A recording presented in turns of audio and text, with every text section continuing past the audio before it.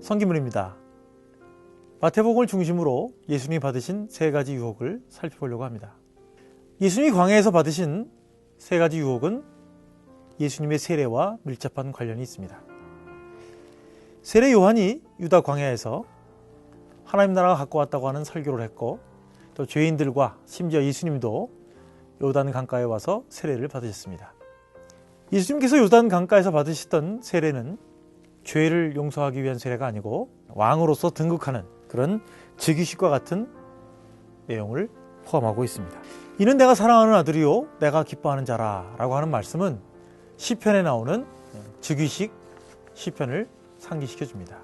예수님께서 메시아 사역을, 공생의 사역을 시작하시면서 성령이 임하시고 또 하늘에서 소리가 들리고 또 그가 사역하는 세상을 위한, 세상을 구원하는 사역의 시작을 잘 드러낸다고 하는 점에서 예수님께서 시험을 받으셨다고 하는 것이 또 세례를 받으신 것과 마찬가지로 중요한 의미가 있습니다. 예수님은 성령의 이끌심을 받아서 광야로 가서 40일 동안 금식하신 후에 사탄의 시험을 받으셨습니다. 이것은 또한 이스라엘이 광야에서 40년 동안 받았던 시험과 거기서 받았던 여러 가지 일들과도 밀접한 관련이 있습니다. 예수님의 금식은 하나님의 뜻이었고, 또한 그 사탄의 유혹의 중요한 그 메시지는 내가 하나님의 아들이거든이라고 하는 것입니다. 하나님의 아들이라고 하는 것은 단지 아들의 문제가 아니고 메시아로서 또 하나님의 왕권을, 하나님의 또 구원 사역을 이 세상에서 실현하는 그런 의미를 포함하고 있는 중요한 칭호입니다. 세 번째 유혹입니다. 세 번째 유혹은 산 꼭대기에 올라가서 세상 권력을 받으라는, 그리고 사탄을 숭배하라는 그런 유혹입니다. 사탄은 예수님을 모시고 지극히 높은 산 꼭대기로 올라가서 천하만국과 영광을 보여줍니다. 구약에서 모세는 약속의 땅을 살펴보기 위해서 모압의 높은 산 꼭대기로 올라가서 하나님의 말씀을 듣습니다. 당연한 얘기지만 산으로 올라갈수록, 산 꼭대기로 올라갈수록 상징적인 측면에서 하나님과 점점 가까워집니다. 하나님은 신의 산 꼭대기에 계셨고, 지금 사탄은 예수님을 하나님과 가장 가까운 곳으로 이끌어가고 있었습니다. 하나님은 세상을 통치하는 분이시고 세상의 영광을 받으시는 분이시기도 합니다. 그런데 사탄은 그곳에서 자기를 신뢰하면, 자기를 예배하면, 자기에게 굴복하면 이 천하만국의 모든 영광을 주겠다고 약속하고 있습니다. 사탄의 세상과 사탄의 통치와 사탄의 영광은 하나님의 통치와 하나님의 영광과 다른 것이었습니다. 하나님은 예수님께서 지상사역을 모두 마치신 후에 그 통치와 권세의 영광을 또한 예수님께서 사용하게 하시고, 또 예수님의 사역 자체가 하나님 나라의 임재를 전파하고 하나님 나라의 삶을 어떻게 사는 것인가를 보여주기 위한 그런 역할을 하시고 계셨습니다. 그러한 측면에서 예수님은 또 여기서 유혹자를, 시험을 하는 자를 또 물리치셔야 했습니다. 앞서 말씀드린 대로 예수님은 하나님의 임재와 하나님의 통치를 전파하는 분으로 사역하셔야 했습니다. 세상 통치와 권력과 부에 대한 전적인 포기를 하셔야 되는 상황 속에 사탄은 오히려 세상 통치의 권력과 부에 대해서 얻으라고, 그것을 얻으라고 또 사탄을 숭배하라고 유혹하고 있었던 것입니다. 예수님은 하나님의 뜻대로 하나님의 일을 이루기 위해서 세상에 오셨고, 또한 하늘의 권세와 부와 명예를 얻기 위해서 하나님만을 순종해야 했습니다. 하나님의 뜻을 섬기고 하나님의 말씀을 온전히 들어야 했습니다. 이것은 10계명 2계명을 또한 떠올립니다. 너는 나 외에 다른 신을 내게 있게 하지 말라. 하나님의 일을 행하는 자는 하나님의 뜻대로 하나님의 명령과 하나님만을 온전히 섬겨야 하는 것입니다.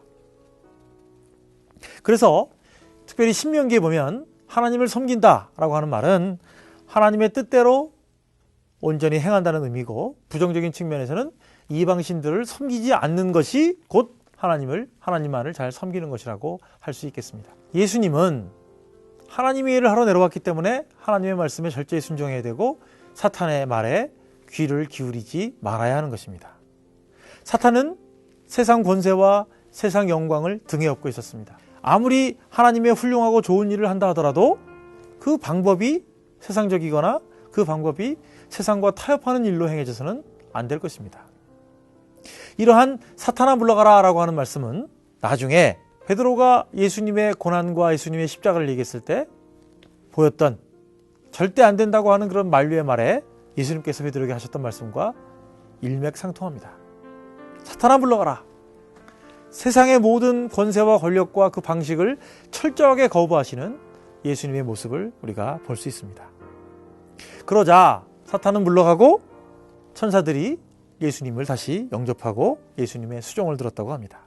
천사들이 등장한 이유는 단지 굶주린 예수님에게 먹을 것을 드리기 위한 것이 아니라 철저하게 순종한 하나님의 아들의 놀라운 그 사역을 성공을 축하하고 그를 잘 섬기기 위한 하나의 축제였다고 이해할 수 있습니다.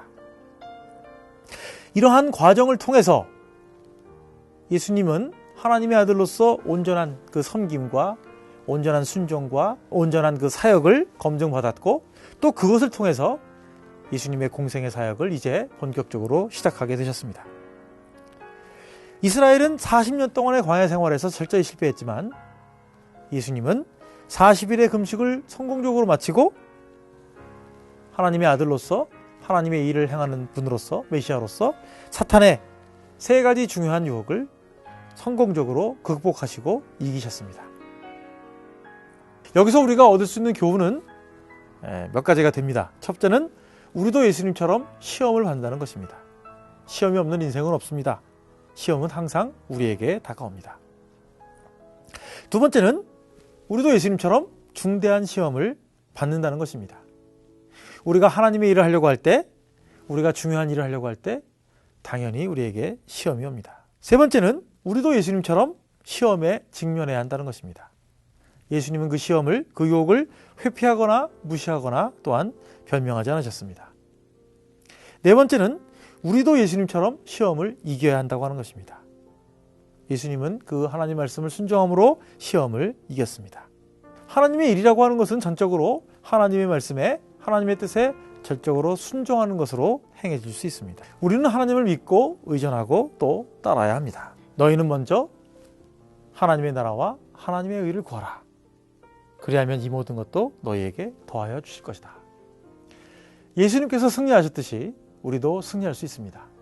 예수님께서 하나님의 뜻을 온전히 행하셨듯이 우리도 예수님의 본을 받아서 성령의 인도하심으로 승리할 수 있습니다. 예수님이 받으셨던 유혹의 세 가지, 그 말씀이 우리에게 주는 교훈은 사람이 떡으로만 살 것이 아니요 하나님이 주시는 말씀으로 산다. 우리를 시험에 들게 마시고 다말하게서 구하소서. 우리는 먼저 하나님의 나라와 하나님의 의를 구하는 사람으로 인생을 살아가는 것이 이 말씀이 주는 교훈이 아닌가 생각합니다.